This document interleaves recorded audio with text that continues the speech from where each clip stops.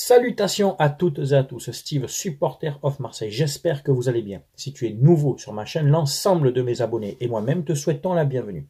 Ici, on parle foot et on parle surtout sans langue de bois. On va débriefer, analyser ensemble ce match. LOSC, Olympique de Marseille, 36e journée de Ligue 1 Uber Eats. Défaite 2-1 là-bas au stade Pierre-Mauroy. Allez, c'est parti.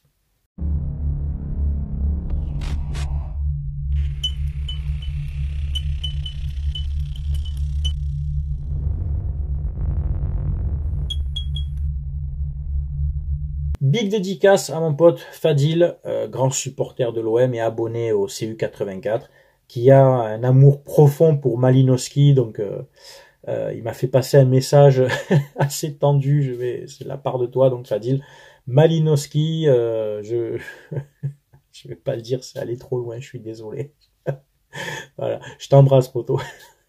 Tout d'abord, tu le sais, comme d'habitude, mais je le dis quand même à chaque match, on rend hommage à tous nos ultras qui ont fait le déplacement là-bas à Lille, qui ont donc traversé la France, qui ont soutenu l'équipe, qui ont ambiancé le stade de Pierre-Mauroy. Alors il y avait de beaux tifos du côté du LOSC, il y avait une belle ambiance, hein. Enfin, surtout en deuxième mi-temps quand ils ont mis les buts, parce qu'en première mi-temps, on les a éteints dans le jeu et au niveau de l'ambiance. Mais encore une fois, je suis obligé de le dire, n'en déplaise aux rageux, aux haineux de la France entière anti-OM, l'OM remplit les stades. Parce que j'ai un petit peu observé, j'ai regardé un peu sur des résumés du LOSC, sur des précédents matchs, le stade était jamais plein comme ça.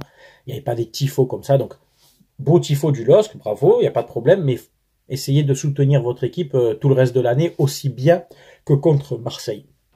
Nous, on ne peut pas nous reprocher de choisir, que nos supporters choisissent nos matchs, puisque l'OM joue à guichet fermé depuis le début de la saison. Donc pour une équipe, pour certains, pour une équipe de merde qui gagne rien, saison blanche, on y reviendra, l'OM remplit son stade en fait. Voilà. Alors, avant de débriefer, je vais faire quand même une petite parenthèse. Alors, le chambrage est légitime. Le chambrage est légitime, il faut l'accepter, puisque nous on chambre aussi quand Paris se fait éliminer chaque année depuis plus de 10 ans en Ligue des Champions. Maintenant, de là à faire une vidéo sur chaque défaite qu'ils ont eue, notamment cette saison en Ligue 1, oh, c'est un petit peu du racolage. Là c'est un petit peu du léchage de couilles d'abonnés. Bon, c'est pas ma cam à moi, tu vois ce que je veux dire. Ma cam, moi, c'est l'authenticité. Il y en a, par exemple, comme ma cam, c'est ma cam, c'est Barcelone, visiblement. Donc, soit il brûle des maillots du PSG, soit il met des maillots de Barcelone. Allez, ça, c'est cadeau. Allez, je t'embrasse, mon pote. Hein. Ce même, donc, supporter barcelonais, qui, bon, hier soir a fait une vidéo pour nous chambrer, jusque-là, il n'y a pas de problème. Mais tu fais une vidéo en copiant-collant la vidéo de ton idole, hein, qui habite un peu plus du côté de la Bourgogne, là-bas, tu sais, pour pas le citer, sinon il va encore... Ah, il parle de moi, mais tu parles de l'OM tous les jours, frérot. Tu parles tous les jours de l'OM. Je sais même pas si tu parles pas plus de l'OM que de ton propre club. Bon, bref. Ce qui est fort, c'est qu'un samedi soir, où normalement tu es en famille, où tu sors, où tu es avec tes amis, vous attendez la fin d'un match de l'OM pour vous empresser de faire une vidéo. Moi, je te la fais là dimanche. Parce que j'ai une vie, en fait. Une vie de famille, quoi. C'est compliqué. Je suis assez, quand même, surpris, stupéfait du temps que vous nous accordez. C'est très, très, très généreux de votre part, hein, mais... je sais pas, vous avez pas des gens à la maison c'est une question, c'est pas un chambrage, c'est une question, quoi. Un samedi soir, quoi. Et puis l'autre, je te dis, il en a fait une, avec une chanson qu'on m'a envoyée en extrait plus que gênante, mais bon, allez, passons, allez, il se fait plaisir. Besoin de faire un peu de vue, tu comprends. Et quand tu es la pupute de Oh My God, oui, désolé Oh My God, mais quand tu es sa pupute, il faut que tu animes un peu le truc, quoi. Et puis t'as l'autre derrière qui a vu la vidéo, qui s'est dit oh, je vais en faire une moi aussi, tu vas en faire une moi aussi. Débile que tu es, Fada, débilos. Il se reconnaîtra, va, mange merde. Bref. Donc oui, la saison blanche, mais bon, saison blanche depuis quelques années, certes. Mais depuis l'arrivée des Qataris, l'OM a gagné quand même bon, le titre de Coupe de la Ligue 2012. Hein, vous étiez sous l'ère Qatari déjà. Depuis, certes, on n'a plus rien gagné. On a fait une finale européenne. Combien d'autres clubs en France ont fait des finales européennes, hormis le PSG avec son Final 8, tu sais, on nous parle de la Ligue des Champions 93, mais s'il te plaît, le Final 8. Leipzig, Atalanta, Bergame, quoi. Les fameux grands d'Europe. Donc, Marseille, c'est l'équipe, j'ai vérifié, qui a fini le plus souvent de fois sur le podium, et notamment deuxième derrière le PSG. Voilà, vous pouvez vérifier, peut-être j'ai dit une bêtise, hein, j'ai peut-être pas bien vérifié chaque équipe, mais alors c'est pas un titre, tu me diras, hein, c'est pas un titre comme l'a pu faire Monaco, qui a été champion, Lille, qui a été champion, Montpellier, pour moi, j'enlève pas le mérite de Monaco, parce qu'ils avaient une belle équipe, hein, mais surtout Montpellier et Lille, qui ont réussi à gratter un titre. Bon, Montpellier, c'était la première année sous l'ère Qatari, donc temps d'adaptation. Bon, je minimise pas leur titre, ils ont été champions, bravo à vous. Lille, ce qu'a fait Lille, c'est très fort, par contre. Et nous, cette année, on aurait pu le faire. On aurait pu le faire, on avait les moyens de le faire. Et là, en fait, c'est un débat sur le coach que je vais avoir après. Voilà, donc la parenthèse est finie. Désolé, le débrief arrive tardivement. Et donc voilà la compo. Donc Paolo Lopez dans les buts. Paolo Lopez, j'en ai marre.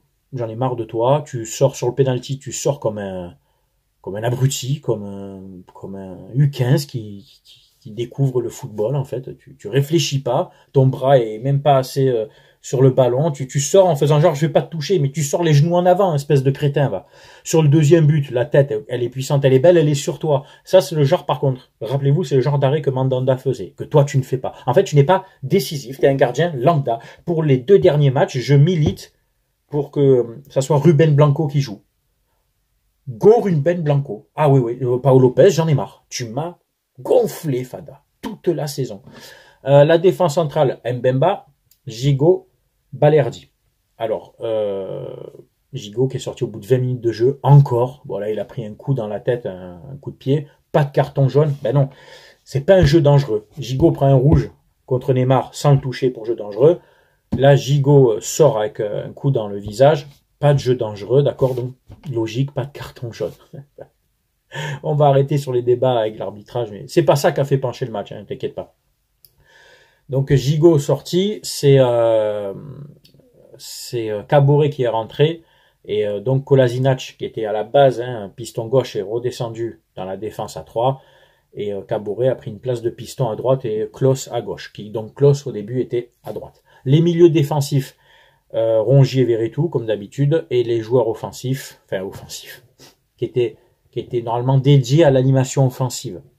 Under, Malinowski, Sanchez.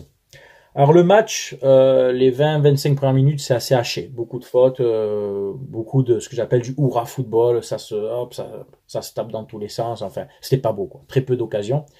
Et puis on arrive à mettre la même mise sur le jeu. On arrive à oppresser les Lillois, les faire reculer.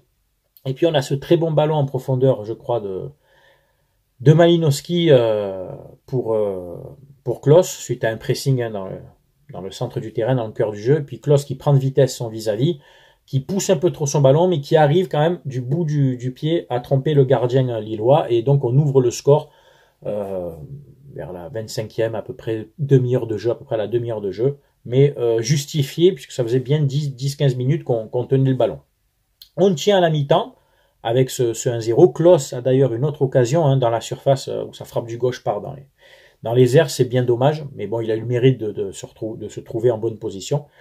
1-0 à la mi-temps, pas de problème. On attaque la seconde mi-temps avec le même 11.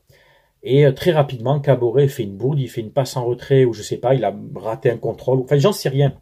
J'ai pas compris ce qu'il a voulu faire, en fait. Il donne le ballon à Paolo Lopez, tout le monde est surpris. Paolo Lopez le premier qui en fait met 2 heures à sortir, puis fait faute, quoi. Penalty, mais justifié, il n'y a même pas de débat en fait là, hein. C'est normal quand même. Moi, quand c'est contre nous et que c'est logique, je le dis, tu vois. Donc penalty plus que justifié. Transformé donc par, je crois c'est David, c'est ça, Jonathan David qui transforme, qui tire très bien le penalty. Donc un partout. Bon, honnêtement, moi je m'affole pas à ce moment-là. Je me dis bon, ça va, 1-1, on tenait cette équipe. On peut remarquer un but. Et c'est ce qu'on fait. Un très bon ballon en profondeur de Rongier et Sanchez qui part à la limite du hors-jeu, un prépuce, quoi. Tu vois, vraiment un cheveu, mais un cheveu de moi, c'est-à-dire un cheveu inexistant, quoi. Tu vois ce que je veux dire?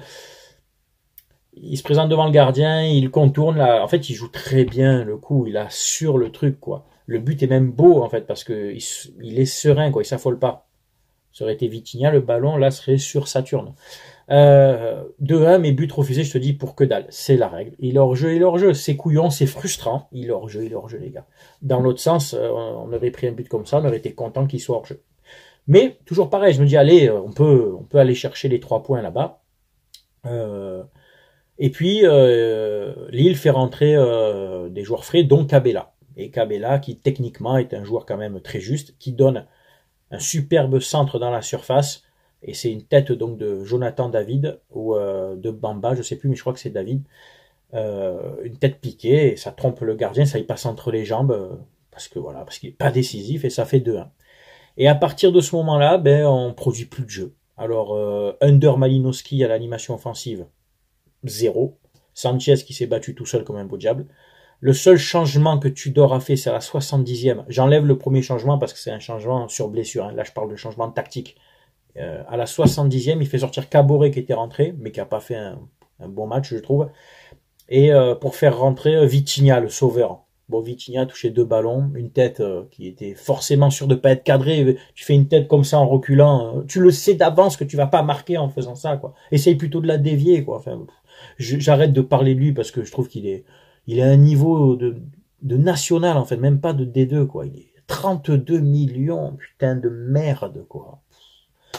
Pourquoi on garde pas Milik ou Dieng? Putain, on va acheter ça, là. J'ai rien. Il est jeune, j'ai rien contre lui. Je lui souhaite une belle vie. Je lui souhaite d'être heureux, en famille, en tout ce que tu veux. Mais arrête le football, poteau. Reprends les bases, quoi. Retourne en U13 et je sais pas, quoi. Fais quelque chose, quoi. On a très peu d'occasions, quoi. Une tête aussi piquée de Sanchez, mais sortie par le gardien. Et on n'a rien à se mettre sous la dent, quoi.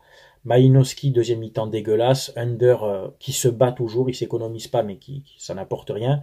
Et en fait, t'as Guendouzi qui s'échauffe. Il est rappelé sur le banc, puis on le renvoie à l'échauffement. Puis finalement, il revient, il prend la douche, il revient, il se réchauffe.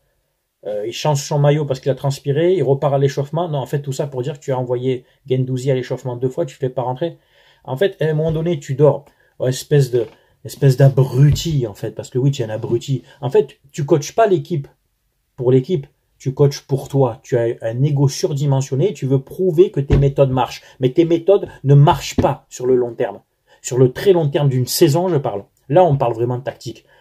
Tu uses les joueurs. On va développer. Un joueur de football a une capacité athlétique, puisque c'est un professionnel, dû à un entraînement, une préparation physique, qui fait qu'au cours de la saison, il va être à son prime. Vers la 8e, 10e, 15e journée, il va être top. Et c'est ce qui s'est passé. On a eu un groupe homogène qui avait de bons résultats. Mais à un moment donné, avant que ça redescende, et là où tu peux accumuler des blessures, il faut savoir arrêter et faire un peu tourner. Et pendant les matchs, pour limiter le temps de jeu et donc les risques de blessure, ou sinon d'entrée de match en faisant tourner ton 11 de départ. Chose que tu ne fais pas. Tu as usé de Guendouzi, un poste qui n'est pas le sien. Tu as abusé du placement de Klose à gauche ou à droite. Tu as fait jouer Tavares alors qu'il était nul à chier. Tu as maintenu un Malinowski des matchs entiers qui n'apporte rien. Tu as mis au placard Dimitri Payet qui sur les deux derniers matchs te marque 2 buts en moins du temps d'un match parce qu'il a joué 60 minutes contre Auxerre et il a joué une quinzaine de minutes contre Lens. Il t'a mis 2 buts. Et là, c'est là où on va rentrer dans un débat profond. C'est que ce match-là contre Lille, tu ne le mets même pas sur la feuille de match parce que à l'entraînement, tu estimes qu'il a un peu râlé, traîné la patte. Ça reste un joueur avec de l'ego aussi, Payet, enfin avec un amour-propre, qui se sent un peu blessé parce qu'il sait que c'est ses derniers matchs. Et en gros, tu lui dis, tu seras pas titulaire. Mais en fait, Tudor, je te pose la question, à Igor, là, de ton prénom. Est-ce que tu as des diplômes quand même d'entraîneur? Tu as joué à la Juventus de Turin, tu étais international. Et humainement, tu as quoi ici et là? Tu te dis pas que le joueur, c'est ses derniers instants peut-être, il t'a apporté sur les 2 derniers matchs, mets-le en confiance, donne-lui sa dernière cartouche, quoi, sa dernière chance. Et parce qu'il râle un peu, tu le mets même pas dans le groupe, mais tu es le pire des coachs au niveau gestion humaine. Tu es dégueulasse. Donc ça veut dire que sur le banc, en joueur offensif, on n'avait que Vitinha, qui est très léger. Guendouzi n'est pas rentré. Elbaz, le Turc, je crois que je le croiserai dans Marseille, que je sais même pas à quoi il ressemble, le pauvre, tellement il a jamais joué. Mouguet, je sais que ça se prononce comme ça, Mouguet, pareil, tu le fais jamais jouer.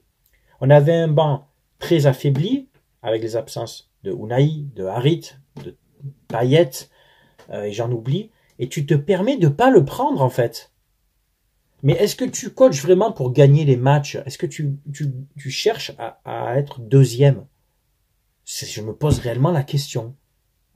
Quel genre de coach tu es? Je souhaite vivement son départ pour la saison prochaine. J'estime qu'il n'a pas du tout le profil pour entraîner l'Olympique de Marseille. Il est trop obtus. Ses prises de décision nous ont coûté des défaites. Certes, c'est pas pour revenir dessus, il y a eu des matchs où l'arbitrage nous a vraiment saqué. Mais je pense que même sur ces matchs-là, sur d'autres matchs, il y avait moyen qu'on finisse au moins deuxième aisément avec ce groupe-là. La Ligue des Champions, tu ne l'as pas géré du tout dans un groupe qui était à notre portée parce que tu t'es privé de certains joueurs qui auraient pu faire la différence, dont Payet. Oui, dont Payet. La Coupe de France, j'en parle même pas. Annecy. En fait, ton seul fait d'arme de la saison, ton seul fait d'arme, c'est d'avoir battu PSG. Parce que battre Lyon à Lyon dans cet état-là, quasiment tout le monde les tape. Franchement, hein, tout le monde les tape. On a battu qui, en fait, comme grosse équipe? On a perdu 2 fois contre Paris et 2 fois contre Lens. Eh ben, j'ai envie de te dire, on est à notre place, en fait. On est 3e, on est à notre place. Félicitations à Lens, s'ils sont 2e. Bravo à vous. C'est mérité. C'est mérité avec un budget 4 fois moins important que le nôtre, avec des joueurs qui ont été achetés moins cher, avec un groupe costaud et un entraîneur tacticien. Bravo à Lens. Il n'y a aucun problème avec ça. Donc, en fait, tu as fait quoi de la saison? Tu as gagné un gros match contre Paris. C'est tout. Et on était sur une bonne dynamique. Tout le reste, t'as rien fait de mirobolant dans une Ligue 1 que j'estime vraiment faible. Monaco n'y est pas cette année. D'ailleurs, ils sont à ça de jouer la Conference League. Hein. Grand bien leur face. D'ailleurs, on verra s'ils doivent la jouer, s'ils la gagneront, puisque certains se sont moqués de nous en Conference League. C'est un autre débat, ça on en parlera en temps voulu. Lyon n'y est pas cette année. Lille, moyen aussi. Nice, moyennasse aussi. Enfin, je veux dire, ça va, t'avais le groupe pour finir au moins 2e. Tu ne l'as pas fait. Tu n'es pas un bon coach. Je suis désolé. Et au niveau mercato, Malinowski, Vitinha, 44 millions les deux, c'est un flop. C'est un flop industriel. C'est raté. Désolé Longoria, c'est raté. À ce prix-là, les deux, 44, 45 millions arrondis si tu veux, il y avait largement de quoi mieux faire. Au lieu d'en prendre 2, t'en prenais 3 pour étoffer un peu plus ton groupe à entre 10 et 15 millions. Tu vas me dire, ouais, Steve, c'est facile de dire ça. Mais oui, c'est facile quand toi, c'est ton métier, que tu as des recruteurs, que tu as des scouts, comme on appelle, que tu observes des matchs. Moi, j'ai pas le temps d'observer tous les autres matchs. Mais je me doute bien que tu es capable de faire mieux que ça. Regarde ce qu'a fait Lens avec un budget, je dis 4 fois ou 5 fois inférieur au tien. Donc, c'est que c'est possible. Non. T'es allé surpayer des mecs surcotés. Peut-être la saison prochaine, ils seront bons. Cette année, ils ont impacté le budget de l'OM et ils ne sont pas rentables. Voilà, ça ce sont des faits, c'est factuel. Voilà. Donc on est 3e avec 74 points en 36 matchs, donc 36 x 2, 72. Dans la moyenne des 2 points par match, on est bien plus 2. Il reste 2 matchs. Bon là, Lens va jouer à Lorient. Même, je vais te dire, même si Lens perd à Lorient, il leur reste après à jouer Ajaccio ouais, et Auxerre. Nous, il nous reste Ajaccio aussi et Brest. En partant du principe que les Lens et Marseille vont gagner leurs 2 derniers matchs, parce que ça serait quand même hallucinant de ne pas les gagner, et pour eux aussi, ils peuvent se permettre de perdre en fait à Lorient, je te garantis. Et puis alors là, s'ils gagnent, ils ont 5 points d'avance, il reste 2 matchs. Bon, la messe est dite, quoi. Mais franchement, c'est mérité pour eux. C'est largement mérité pour eux. Voilà. Écoutez, c'est tout pour ce débrief. J'espère qu'il vous a plu. C'est bien entendu à vous de commenter, de donner votre avis, que tu sois supporter de l'OM, de Lille ou d'une autre équipe. Tu sais qu'avec moi, on respecte toujours les avis de chacun. Voilà, c'était Steve, supporter of Marseille. Je vous embrasse, je vous souhaite un très bon dimanche. À très bientôt. Ciao, ciao tout le monde.